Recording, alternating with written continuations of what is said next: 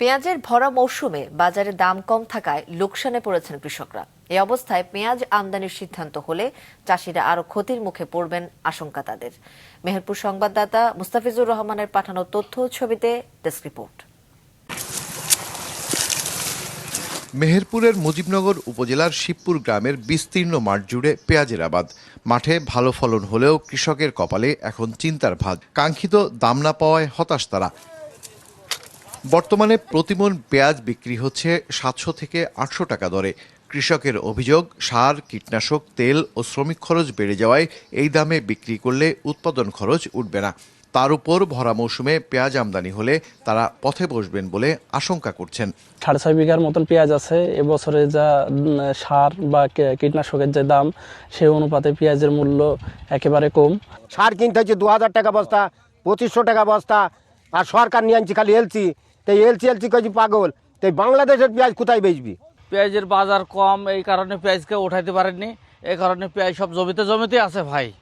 কৃষি বিপণন বিভাগের তথ্য অনুযায়ী প্রতি কেজি পেঁয়াজ উৎপাদনে কৃষকের খরচ পড়েছে প্রায় 19 টাকা, কিন্তু বর্তমানে তারা বিক্রি করছে 17 থেকে 18 টাকা দরে। একই সময়ে সারা দেশ থেকে পেঁয়াজ বাজারে আসায় ক্ষতির মুখে ব্যবসায়ী, কৃষক উভয়েই। আমাদের বিঘা প্রতি যে আমাদের প্রায় 80-90 হাজার টাকা খরচ হয়, এখানে এই বছরে 600 টাকার পেঁয়াজ বেশি, তার অর্ধেক টাকা ঘুরবে না। চাষি কিন্তু 50-60 হাজার টাকা অর্থনৈতিকভাবে ক্ষতির মধ্যে পড়ে যাবে। এই অবস্থায় মনে করেন যে এলসে ঢোকায় চাষি আরো বিপদে পড়ে আছে, কিছুই পাবে না, সব চলে যাবে। এখান থেকে মনে করেন আমরা পেঁয়াজটা মূলত 48, 46, 50 পর্যন্ত কিনে মুকামে পোষাই, মনে করেন 50 টাকা মুকামে পোষাই মালটা। এই পছন্দের পরে মালটা বিগত কয়েকদিন ধরে দেখছি যে মাল কোনো বেচাকেনা নেই। ভরা মৌসুমে যাতে পেঁয়াজ আমদানি না হয় সে বিষয়ে মন্ত্রণালয়ে চিঠি পাঠানো হয়েছে বলছে কৃষি বিভাগ। পাশাপাশি পেঁয়াজ উত্তোলনের পর 10 থেকে 15 দিন জমিতে সেচ না দিতে পরামর্শ তাদের।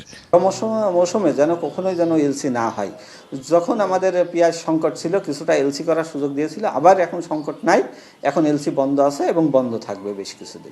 শেষ পর্যায়ে 20-30 দিন আগে যে সেচ বা সার দেওয়ার যে প্রবণতা, এখান থেকে যদি তারা নিজেদেরকে নিয়ে আসে তাহলে আরো বেশ কিছুদিন সেটা জমিতে তারা সংরক্ষণ করতে পারবে। চলতি মৌসুমে জেলায় 5200 হেক্টর জমিতে পেঁয়াজের আবাদ হয়েছে। এতে 1 লাখ টন পেঁয়াজ উৎপাদনের সম্ভাবনা রয়েছে। মোস্তফা জামাল, মাছরাঙা নিউজ ডেস্ক।